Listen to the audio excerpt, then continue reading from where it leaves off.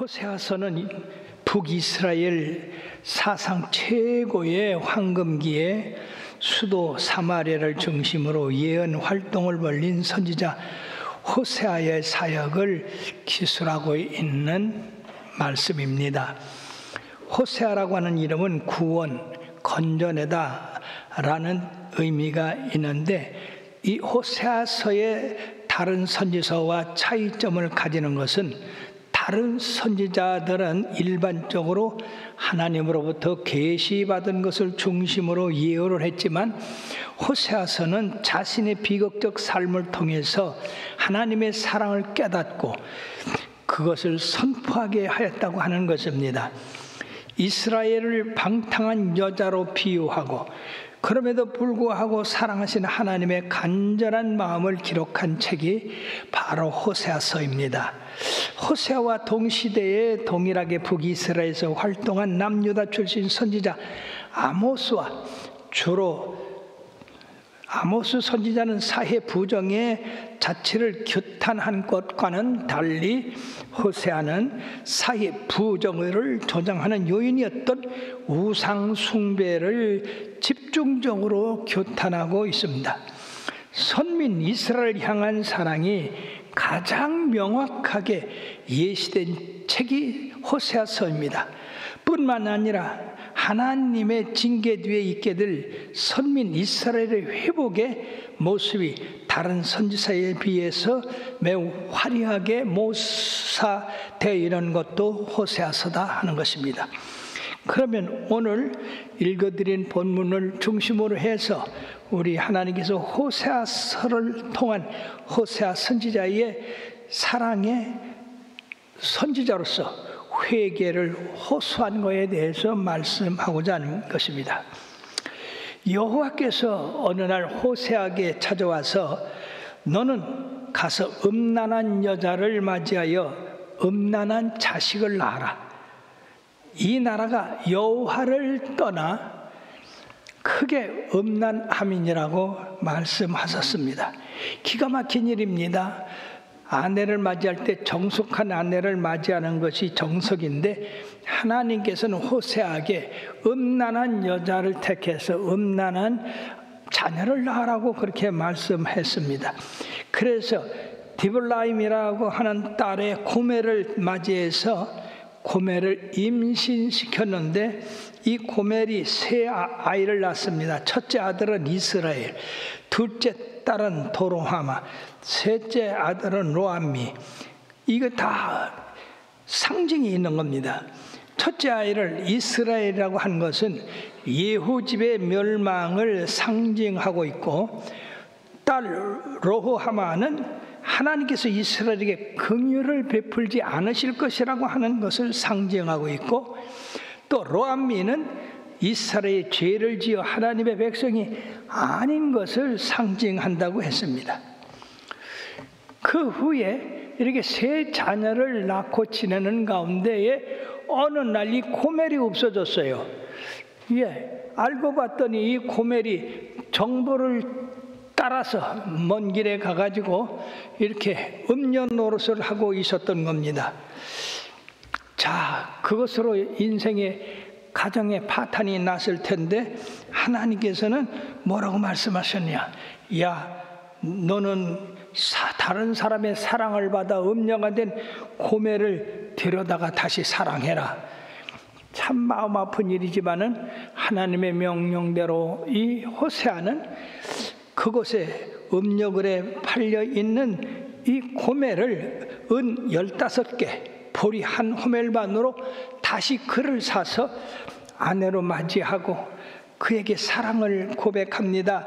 많은 날 동안 내가 너와 함께 지내고 사랑할 테이니 다시는 다른 남자를 따라가지 마라. 즉 이 말씀은 이스라엘 백성이 하나님을 버리고 우상을 섬기는 가운데에 하나님께서 그들을 사랑해서 이제 우상을 섬기지 말고 하나님을 잘 섬기라. 내가 너희들을 사랑할 테니 너희들도 하나님을 잘 섬기라고 하는 그런 의미가 되겠습니다. 그러므로 이 본서의 주제는 선지자 호세아와 음란한 여인 고멜의 결혼 생활을 통해서 이스라엘 백성에 대한 하나님의 사랑을 극명하게 보여주고 있는 것입니다. 이스라엘의 불신앙에도 불구하고 변함없이 그들을 사랑하고 그들의 하나님의 영원한 사랑을 보여주고 있는 모습입니다. 또한 우리들이 생각할 것은 하나님이 이렇게 끝까지 이스라엘을 사랑하지만은 징계와 심판의 경고를 통해서 이스라엘 백성들이 범죄함을 깨닫고 돌아오기를 바라는 하나님의 애절한 마음이 여기 잘 나타나 있다는 것입니다. 이러한 의미에서 호세아서는 모든 사람들에 대한 하나님의 용서와 구원의 사랑을 전하는 메시지로서 비록 넘어지고 실패할지라도 하나님은 그들을 다시 돌아오기를 기다린다는 사실을 강하게 전파하고 있습니다. 하나님께서 호세아의 아내를 현숙한 여인으로 택하지 않으시고 음란한 여인을 택하여 고멜이라고 하는 그런 음녀를 택하심으로 말미암아 하나님께서 왜 의인을 택하지 아니하시고 그 많은 죄인들을 택해서 구원한 것일까? 이건 마치 고멜을 택해서 아름다운 가정으로 이루시게 한 것처럼 죄인인 우리를 택해서 예수 그리스도의 십자가의 그 보혈로 말미암아 우리 죄를 사하여 주시고 하나님의 사랑의 아름다움을 나타내기 위해서 바로 우리 주님이 죄인인 우리를 구원해 주셨다고 하는 것입니다. 하나님의 이런 사랑이 아니면 우리가 어떻게 죄 사함을 받고 의인이 되겠습니까? 의인은 없나니 한 사람도 없다고 했습니다. 그러나 예수 그리스도의 보배의 피로 우리가 죄 사함을 받고 의롭게 된 것입니다. 그러므로 우리가 의로운 삶을 살기에 힘써야 될 줄 믿습니다. 오늘날 가정들도 많이 파괴되고 어려움을 겪지만은 이 하나님의 사랑을 적용한다고 한다면 가정이 많은 안정과 평안을 누리게 되는 역사가 있게 될 것입니다. 이처럼 하나님은 음란한 여인을 통해서 그 사랑하는 이스라엘 백성들이 하나님을 떠나 사는 것에 대해서 통분히 여기시고 그들이 돌아오기를 간절히 바라고 돌아왔을 때 그들을 사랑하고 아끼는 것처럼 우리들에게도 그런 사랑과 아낌을 줍니다마는 그 외에도 이 이스라엘은 많은 결점들을 가지고 있었습니다. 두 번째 우리가 생각할 것은 호세아는 계속적으로 회개를 권고하고 있다고 하는 것입니다. 만약에 그들이 하나님을 향한 회개의 촉구가 안 된다고 한다면 결국은 하나님께서 예고하신 심판이 임할 수밖에 없습니다. 그러므로 호세아서는 이스라엘 백성이 돌아오지 않을 것을 알매도 불구하고 계속해서 회개를 촉구하는 그런 권고를 하고 있습니다. 그 권고는 바로 고멜을 통한 하나님의 사랑을 말씀하듯이 비유를 들어서 상징적으로 그들의 죄가 어떤 것이라고 하는 것을 말씀하고 거기에서 돌아설 것을 말씀하고 있는데, 첫째는 바로 호세아서 6장 4절에 에브라임아 내가 네게 어떻게 하랴, 유다야 내가 네게 어떻게 하랴, 너희 이내가 아침 구름이나 쉬 없어지는 이슬 같도다라고 이렇게 말씀했습니다. 즉 너무 쉽게 없어지는 휘발성 같은 그런 결심들을 하지 말라는 겁니다. 즉 한번 결심했으면 그 결심을 끝까지 잘 지켜나가서 결실하도록 열매 맺도록 하라는 말씀인데, 여러분들이요 바로 여기 보면 너희 이내가 아침 이슬 같다고 말씀했는데, 이내라고 하는 게 뭡니까? 어질고 남을 사랑하는 마음, 우리 하나님의 마음, 이것을 말씀하는데 그 하나님을 사랑하는 마음이 아침 안개같이 쉬 없어지고 이슬같이 이렇게 사라지고 있다고 하는 것입니다. 우리는 하나님 앞에 수없이 각오를 합니다. 말씀을 들을 때 내가 그렇지, 내가 열심 내야지, 내가 주님 더 사랑해야지, 더 헌신해야지, 이렇게 우리는 수없이 우리 자신에게 결심을 합니다. 그런데 실질적으로 이제 세월이 가다 보면 그런 결심은 아침 안개와 같이 사라지고 만다는 겁니다. 바로 에브라임, 여기서 이스라엘을 대변하고 있는 겁니다. 에브라임은 변덕이 하도 심해서 하나님조차 어찌할 줄 모르게 하는 그런 인상을 받게 합니다. 에브라임아, 내가 네게 어떻게 하랴?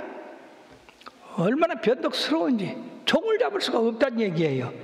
그럼 사랑하는 여러분, 나와 여러분들이 예수를 믿을 때에 이런 비상적인 태도, 변덕맞은 태도에서 돌아서서 온전하고 굳건한 그런 믿음의 삶을 살아야 될 줄 믿습니다.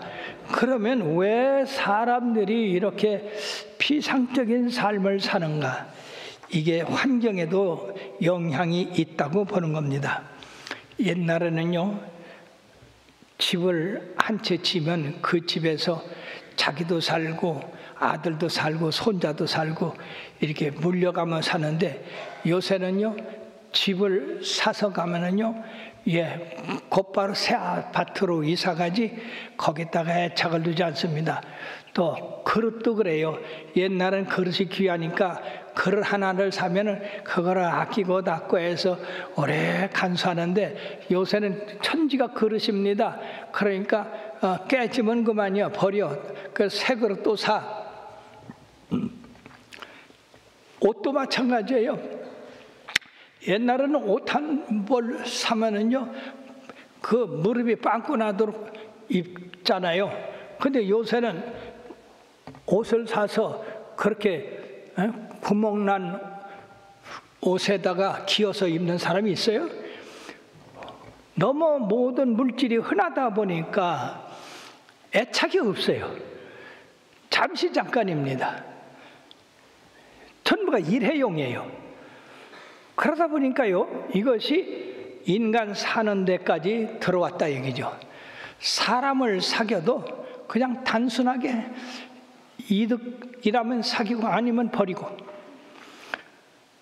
하나님을 믿는 것도 예수님과 깊은 진리 가운데 들어가려고 하는 것이 아니라 자기 마음에 맞지 않으면 그냥 버리는 겁니다. 한 번 왔다 가는 겁니다. 여러분이요, 우리가 하나님과 예수 그리스도 그리고 진리의 성경을 아는 데는 그렇게 한 번에 알 수 있는 것이 아닙니다. 거기는 깊은 하나님과의 교제와 그리고 묵상과 그리고 경험과 이런 모든 것이 깊이 있어야 바로 우리가 하나님을 알게 되고 그리스도의 사랑을 알게 되고 우리가 어떻게 헌신해야 되는가 또 알게 되는데, 사람들은 그저 교회 나왔다 가면 모든 것을 다 아는 것처럼, 설교 말씀 한번 들으면 다 깨닫는 것처럼 그렇게 쉽게 잃어버리니까 그 신앙이 온전하지를 못하고 어려움이 오면 그냥 흔들리고, 생활에 폭풍이 오면 다 날아가 버리고 언제 믿음이 있었는가 하는 그러한 삶을 살게 되는 겁니다.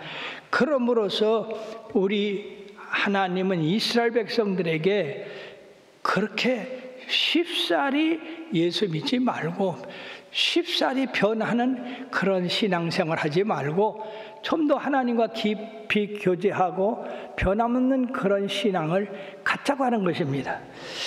두 번째, 이 에브라임의 잘못은 뭐냐면은 부분적인 성별의 위험이다 하는 겁니다. 호세아서 7장 8절에 보면 에브라임은 여러 민족 가운데에 혼합되니 그는 곧 뒤집지 않는 전병이로다. 첫 번째는 아침 안개 같은 그런 심령들인데, 두 번째는 그들의 마음이 뒤집지 않는 전병이다 하는 것입니다. 여러분들이 쉽사리 이해할 겁니다. 우리 한국 사람들은 빈대떡을 잘 먹잖아요. 빈대떡 구울 때에 불판에다가 이제 가루를 갖다가 얹어놓고 그럼 밑에 타잖아요. 그럼 뒤집어서 위에도 있게 해야 될 거 아니에요? 근데 이 뒤집지 않냐고 내버려두면 밑에는 타고 위에는 날 것이 되고 맙니다. 바로 이와 같은 것을 말씀하고 있어요. 많은 사람이 성격상 어떤 면에는 발전되어 있고 어떤 면에는 이렇게 불에 타서 변화된 그런 모습을 보이는데 다른 면에는 생동생동하다 이 말이에요. 그러므로서 우리들이 성장하는데도 팔다리, 몸, 이 지체들이 다 골고루 커야 됩니다. 그렇지 않고 어느 한쪽만 커서 안 돼요. 지식은 컸는데 육신이 크지 않는다. 이것도 문제고, 육신은 큰데 지식이 들어있지 않다. 이것도 문제가 되는 겁니다. 또 우리들의 실제 생활에서 예배는 잘 참석하는데 헌신을 하지 않는다. 막 이러한 단점들이 우리들에게서 보이고 있습니다. 그러므로 이것을 다른 세상 면에서 살펴볼 때에 세상에 돈 버는 재주는 특별한데 하나님 앞에 드리는 재주는 별로 없다는 얘기죠. 세상 친구는 많은데 전도해오는 것은 없어요. 또 세상 노래는 잘합니다. 근데 찬송가는 몰라요. 직장에서는 우수한데 교회에서는 무능합니다. 세상에서는 대단한 인기가 있는데 교회에서는 별로 인기가 없어요. 사랑하는 여러분들이요, 우리가 참으로 하나님의 온전한 그릇이 되려고 한다면 모든 면에서 우리가 잘 유지되고 똑같은 발전을 하고, 그래서 온전한 크리스찬이 되어야 될 줄 믿습니다. 기도도 잘하고 성경도 잘 알고 전도도 잘하고 봉사도 잘하고 하나님 앞에 헌신도 잘하고 또 도와주기도 잘하고 그렇게 해야 되는데, 어떤 사람은 예수를 믿는데 잘 믿는데 옆에 갈 수가 없는 사람이 있어요. 왜? 너무 냉랭해가지고 톡톡 쏘아붙이니까. 이런 것들은 바로 여기에 속하다고 볼 수가 있는 겁니다. 한쪽만 우리들이 발전시킬 것이 아니라 우리의 삶 전체에서 신앙 전체가 고루고루 되어지는 이 전병처럼 우리의 인생의 삶도 이렇게 고루고루 도와줘야 된다. 재미난 사실은요, 우리 이제 교회 창립하고 얼마 있은 다음에 아주 전도가 많이 될 텐데요, 우리 집사님 한 분이 아주 게을러. 그래서 교회도 맨날 지각하고 또 앉으면 또 누구를 만나러 가는지 예수님을 만나러 가는지 졸고, 그러고 또 걸음걸이도 뭐 이렇게 그냥 80 먹은 노인같이 걷고, 그래가지고 답답하게 짝이 없어요. 근데 어느 날 제가 그 동네에 신방을 갔어요. 신방을 하는데 어떤 사람이 그 아파트에서 순식간에 올라갔다가 내려왔다가 또 순식간에 이웃 아파트로 갔다가 아주 번개같이 움직이고 있는 한 사람을 발견했어요. 그래서 나는 그분이 우리 성도인 줄 모르고 하도 빨리 움직이기 때문에 놀래가지고, 아니 저분이 누구요? 그랬더니 세상에 우리 교회 아무개라는 겨. 그 느려 터진 사람이랴. 그 어떻게 해서 저 사람 저렇게 그냥 팔랑개밖에 돌아다니냐 그랬더니, 목사님 요새요 회사에서 그릇 10개를 팔으면요 그 비싼 그릇 1개를 준대요. 그러니까 그 10개 팔라고 저렇게 아파트 방방방방 쫓아다니는 거예요. 여러분, 세상 것 얻으려고는 그렇게 그냥 발이 땅에 닿는 것 같이 않으면서도 쫓아다니는데, 하나님 나라 전도를 위해서 그렇게 했으면 그 양반이 하늘 가서 많은 상 받았을 텐데, 그렇지 않아요? 그러니까 여러분들도 무엇인가 하나님 앞에 열심히 하지, 세상 일은 열심인데 하나님이라는 열심히 하지 않으면 뒤집지 않는 전병이나 같다 하는 것입니다. 아직도 성령은 우리와 함께 계시니까 우리들이 부족하면 성령님의 불에 우리를 태워서 모든 면이 고루 발전돼야 될 줄 믿습니다. 우리 예수님은 모든 면에서 완벽하신 분인데 요한복음 1장 14절의 말씀에 보면 다 같이요. 말씀이 육신이 되어 우리 가운데 거하심에 우리가 그의 영광을 보니 아버지의 독생자의 영광이요 은혜와 진리가 충만하더라. 예, 어떤 사람은 은혜는 많은데 진리가 너무 강해가지고 어려운 점이 있는데 어떤 사람은 또 진리는 강한데 은혜가 없는 사람이 있어요. 그러나 우리 예수님은 은혜와 진리가 고루 잘 배정되어 있고 활동하시기 때문에 모든 사람이 주님 앞에 기꺼이 가서 다 주님을 섬길 수가 있는 것입니다. 세 번째, 이스라엘 백성의 또 결점은 뭐냐? 무의식적인 악화의 위험이다 하는 겁니다. 호세아서 7장 9절의 말씀에 보면은요, 이방인들이 그의 힘을 삼켰으나 알지 못하고 백발이 무성할지라도 알지 못하도다라고 이렇게 말씀했습니다. 이게 무슨 말씀이냐 하면은 하나님을 믿는 백성들이 이방인과 교제를 함으로 말미암아서 그 힘이 빠지고 있는 것을 모르고 있다는 얘기죠. 백발이 하루아침에 무성하게 되지 않는 것처럼 우리의 신앙도 하루아침에 사그러지는 게 아니다 그거예요. 사랑하는 여러분, 하루아침에 백발이 되는 사람은 거의 없습니다.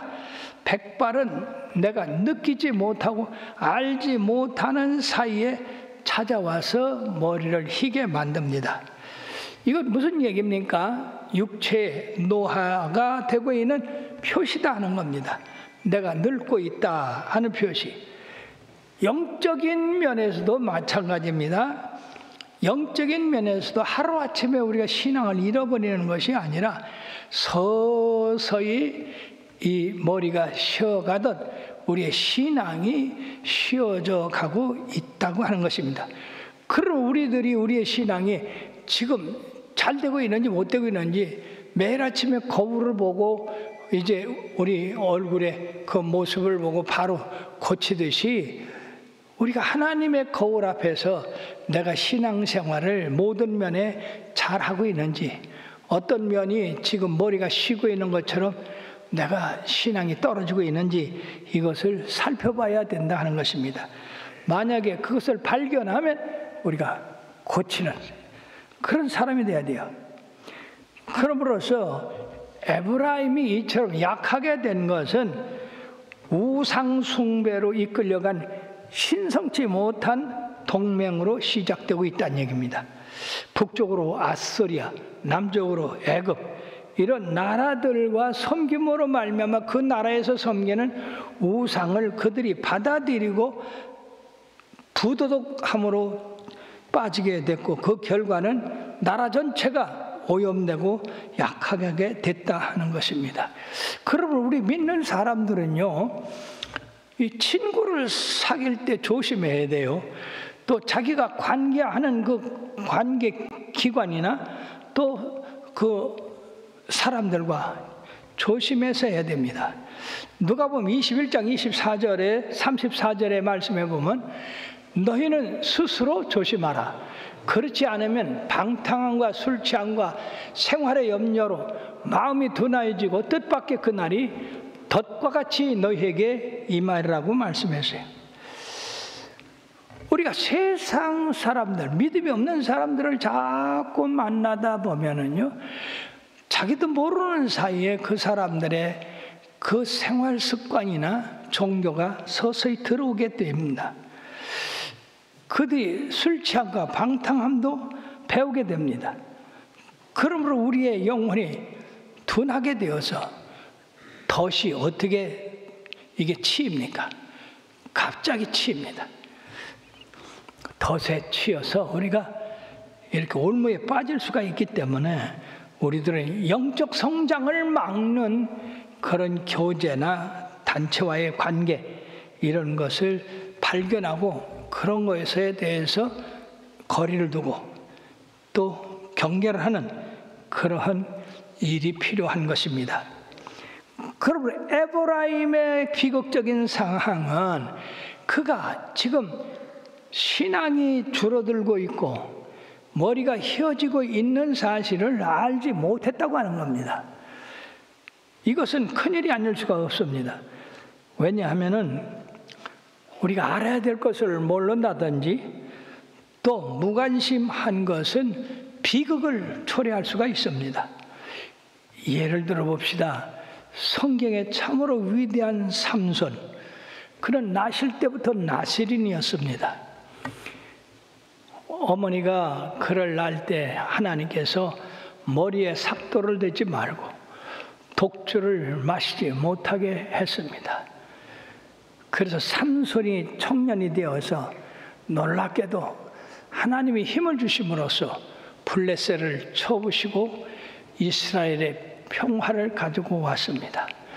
자, 이제 블레셋이 그에게 항복한 것처럼 되니까 이 삼손이 블레셋 여인 들릴라한테 빠져가지고 매일 술 먹고 매일 그곳에서 잠자고, 그러므로써 블레셋 방백들이 그 여인을 매수했습니다. 그리고 이 삼손의 힘이 어디서 나는지 비밀을 알아내라고 했어요. 들릴라는 끊임없이 삼손을 괴롭혀서 드디어 그 비밀을 알아냈습니다. 그 힘이 머리에 있는 것을 알고 머리를 삭도로 잘라버렸어요. 그러고서 술 먹고 잠든 이 삼손을 깨우며, 삼손이여 일어나, 지금 블레셋 군인이 당신들을 잡으러 왔다. 그러니까 삼손이 이제까지 수없이 블레셋 사람들을 떨쳐버렸거든요. 그가 일어나서 내가 전과 같이 떨치리라 그러고 일어났지만은 힘이 없어서 잡히고 말았습니다. 두 눈이 뽑혔습니다.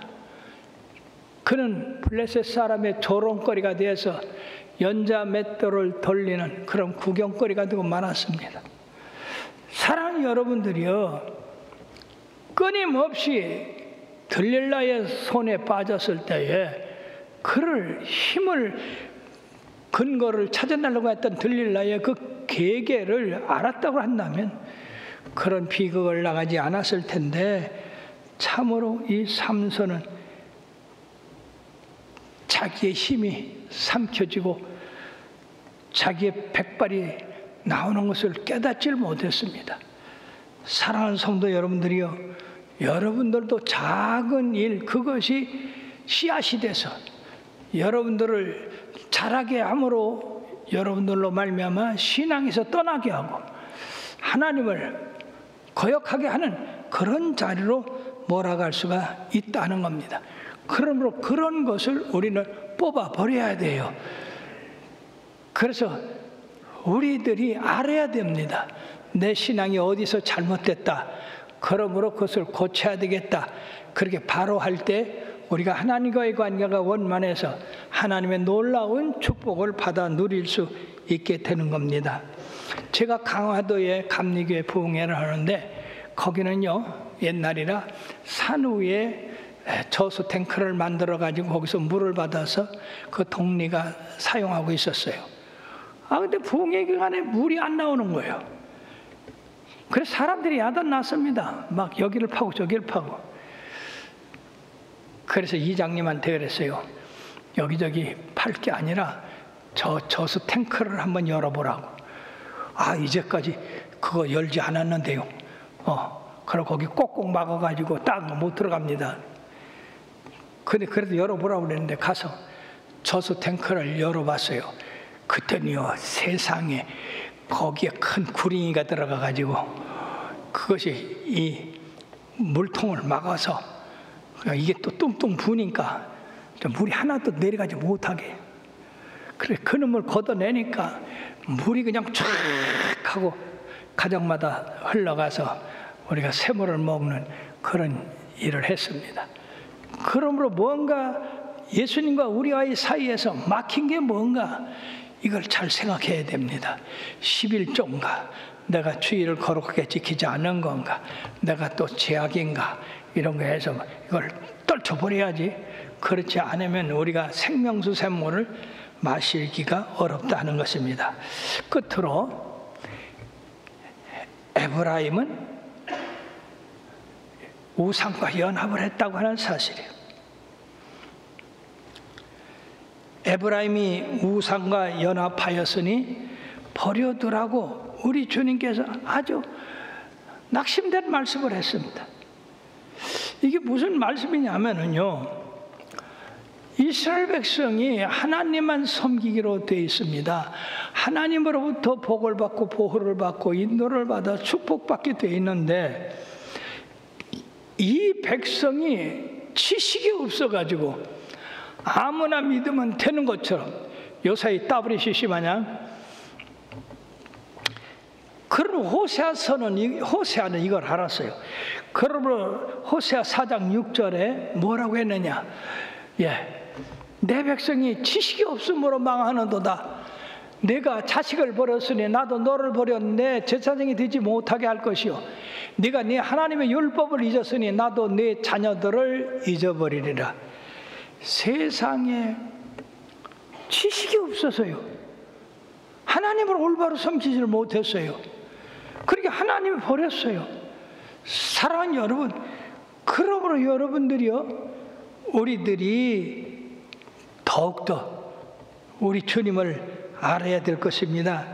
호세아서 6장 3절에 보면 호세아는 이에 마음이 아파서 그 백성들에게 외칩니다. 다 같이요.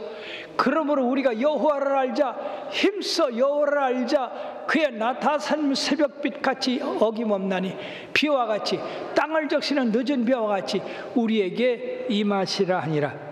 우리 하나님을 잘 알고 공개할 때에 하나님이 이처럼 새벽빛같이, 또 가뭄에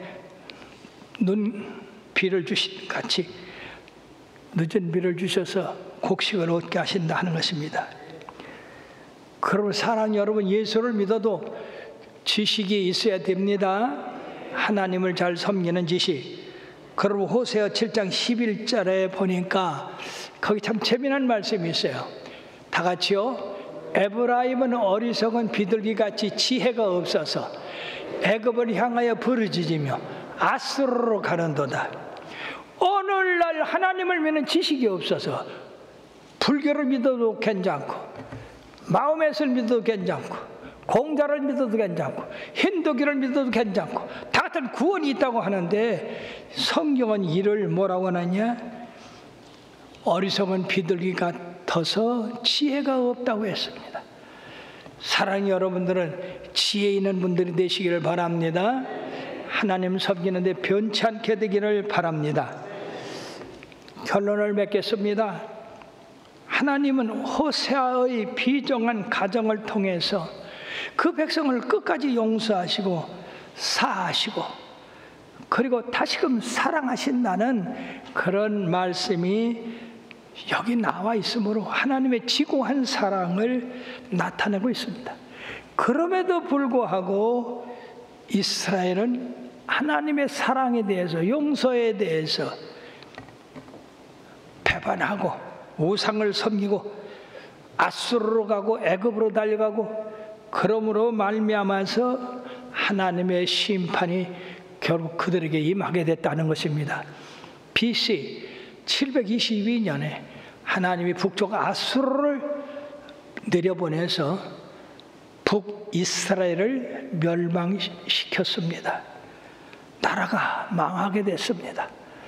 그러므로 사랑하는 여러분, 이처럼 선지자들의 애끓는 그런 하나님의 사랑을 받아들이지 아니하고 그대로 세상 정욕대로 살다가는 하나님의 심판이 임할 때는, 그때는 처음 만나는 것 같이 되고 맙니다. 그러므로 지금 말세를 당하여 여러 가지 혼란 속에 있습니다. 종교적인 혼란, 정치적인 혼란, 사회적인 혼란, 교육적인 혼란, 여러 가지 혼란 속에 오직 우리는 성경을 중심으로 한 하나님의 말씀에 굳게 서서 흔들리지 말고 그 말씀에서 전진함으로써 우리 주님을 기쁘시게 하고 모두 주님의 구원의 나라에 다 들어가게 되기를 주의 이름으로 축원합니다. 기도하시겠습니다.